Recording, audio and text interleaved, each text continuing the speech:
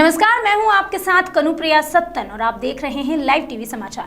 आइए नजर डालते हैं आज की कुछ खास खबरों पर, लेकिन उससे पहले एक नजर आज की हेडलाइंस की ओर।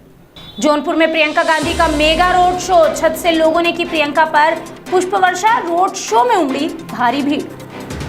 यूपी में आम आदमी पार्टी प्रत्याशी ने योगी सरकार पर बोला जमकर हमला। बोले नौकरी देने के बजाय युवाओं को पकोड़े तलने पर किया मजबूर। इस बार सीएम योगी को जनता भेजेगी गोरखपुर।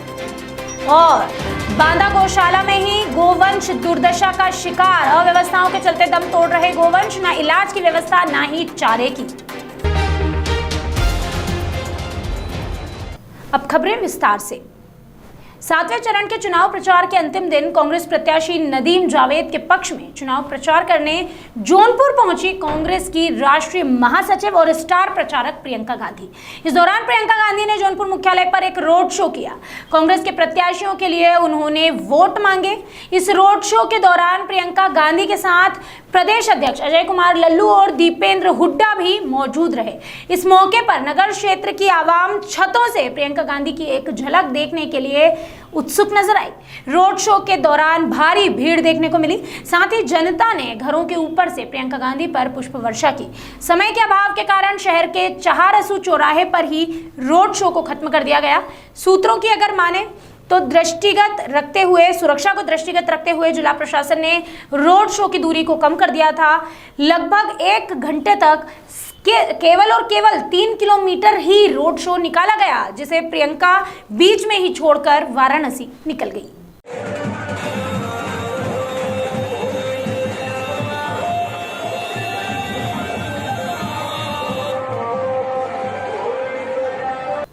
जौनपुर से लाइव टीवी समाचार के लिए विनय कुमार की रिपोर्ट। उप मुख्यमंत्री केशव प्रसाद मौर्य की जनसभा का आयोजन हुआ। गौरतलब है कि यूपी में चुनावी माहौल है। पूरा यूपी चुनावी माहौल से रंगा हुआ नजर आ रहा है। उत्तर प्रदेश विधानसभा चुनाव के आखिरी चरण का मतदान जौनपुर में 7 मार्च को होना है, जिसको लेकर सभी पार्टियां चुनावी प्रचार में जुटी हुई है। कोई भी कसर नहीं छोड़ना चाहती है। इसी के चलते उत्तर प्रदेश के उप मुख्यमंत्री केशव प्रसाद मौर्य की जौनपुर के सदर विधानसभा क्षेत्र के चंबल तारा सदर विधानसभा क्षेत्र से बीजेपी प्रत्याशी गिरीश चंद्र यादव के लिए एक विशाल जनसभा की गई, जिसमें जिला अध्यक्ष पुष्पराज सिंह और करंजकला ब्लॉक प्रमुख सुनील यादव सहित अनेक उनके समर्थक मौजूद रहे। विनय कुमार की रिपोर्ट। 10 मार्च को जब वोटों की गिनती हो तो समाजवादी पार्टी का नाम बदल करके, मैं पूरे विश्वास से कह रहा हूं, यूपी में हम 300 से ज्यादा सीटें फिर जीतने जा रहे हैं। और पूरे प्रदेश के अंदर मेरा नारा है, पूरे प्रदेश के अंदर मैं नारा लगाता हूं, 100 में से 60% वोट हमारा है, 40% वोटों में बंटवारा है और बंटवारे वाले वोटों में भी हमारा है। और लोग कहते हैं उत्तर प्रदेश में विधानसभा चुनाव जारी है। जौनपुर में 7 मार्च को आखिरी चरण का चुनाव होना है, जिसको लेकर आजाद समाज पार्टी के जौनपुर जिले के मछली शहर विधानसभा क्षेत्र से प्रत्याशी सत्य प्रकाश मानव द्वारा जंघई पड़ाव से लेकर पूरे मछली शहर बाजार में विशाल जनसभा की गई, जिसमें भारी संख्या में उनके समर्थकों ने हिस्सा लिया। इसके साथ काफी उत्साह के साथ रोड शो में किया गया। इस दौरान मौके पर आजाद समाज पार्टी के जिला अध्यक्ष रत्नेश भारती और उनके समर्थक मौजूद रहे।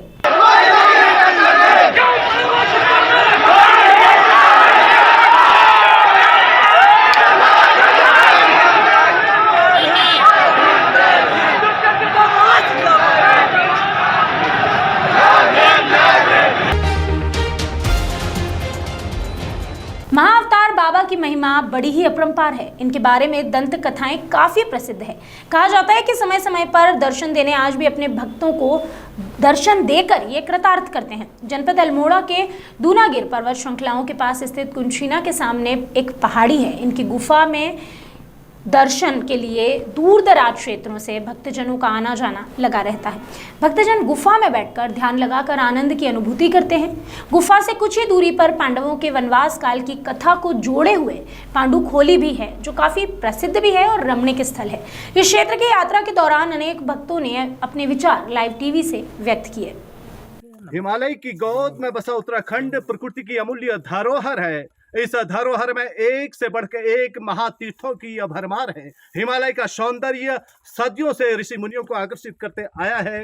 द्रोणागिरी की पर्वतमालाएं, जहां कहा भी गया है द्रोणागिरी की सिंह वाहनी तेरी जयकार हेमा चंद्र वदनी।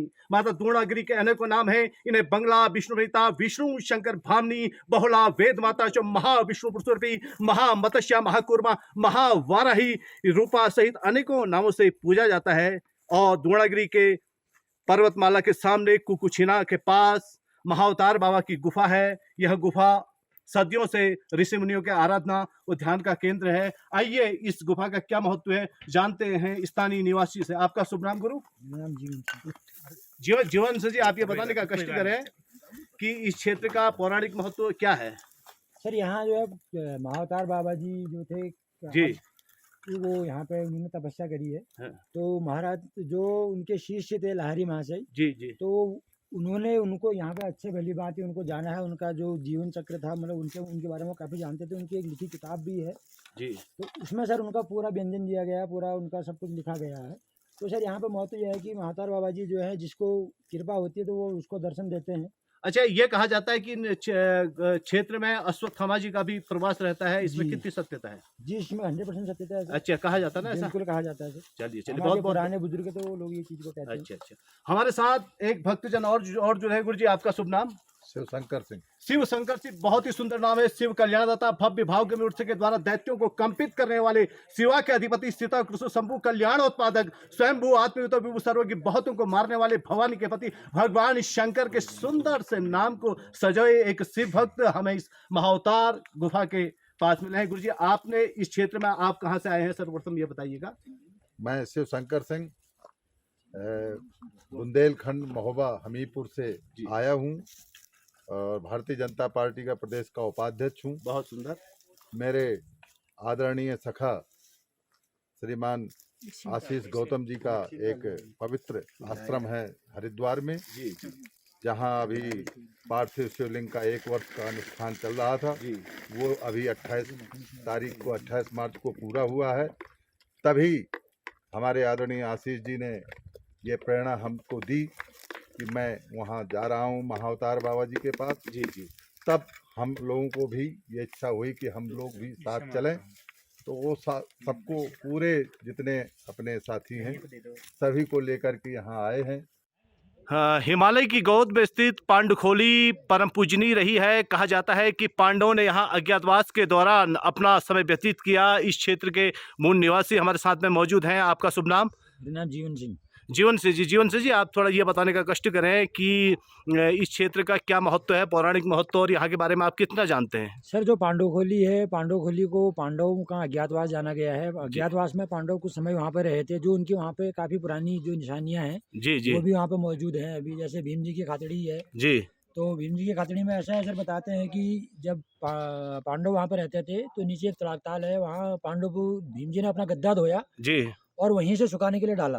अच्छा। वहाँ पर सर उतना ही मैदान है, कम से कम काफ़ी चौड़ा मैदान है, इतनी हाइट पर जाना है, 8800 फीट की हाइट में स्थित है वो। हाँ तो पांडव रहे। उसके बाद सर कई ऋषि मुनि वहाँ पे तपस्या करी है, तपोभूमि है। जी। और काफ़ी, आप कभी अगर आए तो वहाँ पे अभी आश्रम है जो भी रात्रि निवास के लिए भी होता है, और अच्छा। दिन में भंडारा भी चलता है। महाराज जी की पुण्यतिथि होती है दिसंबर में, तो उसका भंडारा अलग होता है। अच्छा, वहाँ मेले वगैरह होते हैं? जी, दिसंबर में होता है। जो गुरु महाराज हैं जिन्होंने उस जगह को चेतन किया है, अच्छा। श्री 1008 बलवंतगिरी महाराज जी। जी जी। तो सर उनका काफ़ी योगदान, शुरू से ही उन्होंने ही उस जगह को चेतन किया है। अच्छा। हमने उनको देखा है इन आँखों से, मतलब अच्छे से उनसे परिचित थे। जी जी। तो अभी सर वहाँ पे कभी भी आओ आप, एक तब काफ़ी लोग देश विदेश से लोग आते हैं, तो वहाँ पे मेडिटेशन के लिए काफ़ी अच्छा उनको एनर्जी मिलती है वहाँ पे, और काफ़ी होते हैं। जहाँ पे अभी आप बैठे हैं सर, ये महाअवतार बाबा जी की गुफा है जी। यहाँ पे। क्रिया योग वाले थे, बताते हैं महाराज जी, तो महाअवतार बाबा जी थे। तो इस परंपरा यहाँ भी आती थी, यहीं से पांडुखोली भी आते हैं, कोई वहाँ से भी आते हैं। अच्छा। रात्रि निवास भी होता है। आप कौन से गांव बताया आपने? मैं सर यही ग्राम रखवाल से हूँ। अच्छा, ग्राम किन सभा किन किन गाँव के लोगों की यहाँ आस्था जुड़ी हुई है? किन सर किन? यहाँ तो सर देश विदेश से ही आते हैं, गाँव का क्या बताएं सर। अच्छा अच्छा, काफ़ी ठीक। आते हैं, साउथ से बहुत आते हैं, बम्बई से अभी सर लोग आए हैं, वहाँ से हरिद्वार से आए हैं, काफ़ी पहले से आते हैं। कौन से मौसम में आते हैं? ये सर सीजन ऐसा कुछ नहीं है, कभी भी आओ, आप वेलकम है कभी भी सर। चलिए चलिए ठीक है, बहुत बहुत धन्यवाद आपका। आपका शुभ नाम? जी नमस्कार आपका। जी जी, मेरा नाम नंदन सिंह बिष्ट है। बिष्ट जी, बहुत बहुत आपका स्वागत है लाइव टीवी चैनल में। और मैं ये जानना चाहूंगा कि आप इस क्षेत्र के बारे में, जो ये महाअवतार बाबा जी की तपोभूमि है, आस्था और भक्ति की भूमि है, उस बारे में दो शब्द अपने सुधामयी वाणी की धार से। जी नमस्कार, बहुत बहुत आज बहुत अच्छा अवसर मिला जो आप लोगों का यहाँ पर आना हुआ। जी जी, हमारे दिव्य ज्योति मिशन के जो हम जुड़े हुए हैं उनकी सेवा का भी हमें यहाँ पर मौका मिला। बहुत सुंदर। हमारी ग्राम पंचायत रतखाल में ये तपोभूमि है, जी। इससे भी बहुत अच्छा अनुभव होता है। यहाँ पर पता ही है, वर्ल्ड फेमस है यहाँ पर कि महाअवतार बाबा जी का यहाँ पर जी बहुत अनंत तपोभूमि है, है। हाँ, हाँ। तपोभूमि है। इसी के ऊपर अभी पांडुखोली है, वो और तपोभूमि है, इससे भी ज्यादा है। अच्छा, पांडुखोली का क्या पौराणिक महत्व है, कुछ आपको जानकारी है? सर यहाँ पर अज्ञातवास में 5 पांडव रह चुके थे। जी जी जी। तो यहाँ पर अच्छा, पांडवों की अज्ञातवास स्थली पांडुखोली कही जाती है, और पांडवों की अज्ञातवास स्थली पांडुखोली का बड़ा पौराणिक महत्व है। वैसे तो देवभूमि उत्तराखंड पांडवों की बड़ी पुरातन भूमि रही है, चाहे वो पाताल भुवनेश्वर का क्षेत्र हो, शैल पर्वत का क्षेत्र हो, कालीचौड़ मंदिर का क्षेत्र हो, ये तमाम क्षेत्र पांडवों के पद चिन्हों पर आराधना के केंद्र रहे हैं। अनेक मंदिर पांडवों ने यहाँ बनाए हैं। तो पांडुखोली में क्या अज्ञातवास लगभग 1 साल या 6 महीने का अज्ञातवास वहाँ पर रही। तो यहाँ पांडवों की पूजा होती है, कुछ ऐसा विधान है? हाँ, पांडवों की पूजा होती है। पांडवों के लिंग जो है, अच्छा, शिव जी का मंदिर, कृष्णा का मंदिर भी वहाँ पे। अच्छा, शिव मंदिर भी है। अच्छा, ऐसा प्रतीत होता है कि इन क्षेत्रों में पांडवों ने भगवान शंकर की आराधना की होगी। जी जी ये बहुत सुंदर। और इस क्षेत्र के कौन कौन से ऐसे गांव हैं जहां के लोगों की आस्था पांडुखोली के प्रति? कुछ गांवों के नाम बताइए। जैसे हमारे यहीं बगल में दूसरा गांव है नायल, नायल से जुड़ा हुआ, टोटरा से जुड़ा हुआ दुदोली। तो ऐसी बिनता अच्छा। घाटी, बिनता तक, ठीक ठीक ठीक। ये बिनता तक गगास नदी। अरे वाह, ठीक तो है। यहीं से गगास जो नदी हाँ, हाँ। का उद्गम है, जो ये हमारी ग्राम पंचायत से स्टार्ट होती है। अच्छा अच्छा, गगास का भी आध्यात्मिक महत्व है। हाँ जी, गगास का भी आता है। तो वहाँ कोई शिवालय वगैरह है? जी, शिवालय एक तो हमारा यहीं पर है, निनेरी करके है। अच्छा, उसके बाद गौरी शंकर है बिनता के आसपास। अरे वाह, के पास अच्छा, अच्छा। यहीं पर जो लहरी माँ से जो थे, वहीं रानी की से पैदल आके अच्छा। गगास नदी में से स्नान करके यहीं पर वो लहरी महाअवतार बाबा जी के दर्शन करने यहीं से आते थे पैदल। अरे अच्छा अच्छा। चलिए प्रधान जी, आपने बहुत बहुत अपना अमूल्य समय दिया। आप सभी साथियों का, सहयोगियों का, आस्थावान भक्तों का बहुत बहुत स्वागत है, बहुत बहुत धन्यवाद है। दूनागिरी की पर्वतमालाओं के समीप स्थित महाअवतार बाबा की भूमि में हमारे बीच में एक भक्तजन और जुड़े हैं। राष्ट्रीय न्यूज चैनल लाइव टीवी में आपका स्वागत है। बंधुवर, आपका शुभ नाम? आलोक योगी। आलोक योगी जी हमारे बीच में उपस्थित हैं, जो पर्वतों से अपार स्नेह रखते हैं। समय समय पर यहाँ की पर्वतमालाओं पर पहुंचकर अपने आराधना के श्रद्धा पुष्प अर्पित करते हैं। आज यह दूनागिरी पर्वत क्षेत्र में स्थित महाअवतार बाबा के स्थल पर हैं। आप इस क्षेत्र में कैसा महसूस कर रहे हैं? मैं इसमें बहुत आनंद अनुभूत कर रहा हूँ। और पिछले 1 वर्ष से हम लोग हरिद्वार में दिव्य प्रेम सेवा मिशन के सेवा कुंज आश्रम में पिछले 11 मार्च महाशिवरात्रि से इस 1 मार्च महाशिवरात्रि तक 1 वर्षीय अनुष्ठान को संपन्न किए हैं श्रद्धेय आशीष भैया जी के नेतृत्व में। और इसके बाद ये पहली हमारी आश्रम के बाद से पहली यात्रा है। अच्छा। और महाअवतार बाबा जी के पद चिन्हों पर श्रद्धेय आशीष भैया जी चलते हैं। बहुत सुंदर बात आपने कही कि भगवान शंकर की आराधना के शिव अकाम है, दया के धाम है। शिव का नाम है संयम, शिव जी है शक्ति, शिव जी है भक्ति, शिव जी है मुक्ति का संगम। भगवान शंकर की आराधना करने के पश्चात आज आपको महाअवतार बाबा की भूमि में पधारने का सौभाग्य प्राप्त हुआ, और हमें भी आप सभी भक्तजनों का दर्शन का सौभाग्य प्राप्त हुआ। आप सभी का बहुत बहुत धन्यवाद है। रमाकांत पंत की रिपोर्ट। जौनपुर में आम आदमी पार्टी के विधानसभा प्रत्याशियों के समर्थन में एक जनसभा का आयोजन किया गया। इस जनसभा को संबोधित करने के लिए आम आदमी पार्टी के नेता संजय सिंह विशेष तौर पर मौजूद रहे। जनसभा में संजय सिंह ने मुख्यमंत्री योगी आदित्यनाथ पर सवालों का तीखा प्रहार किया।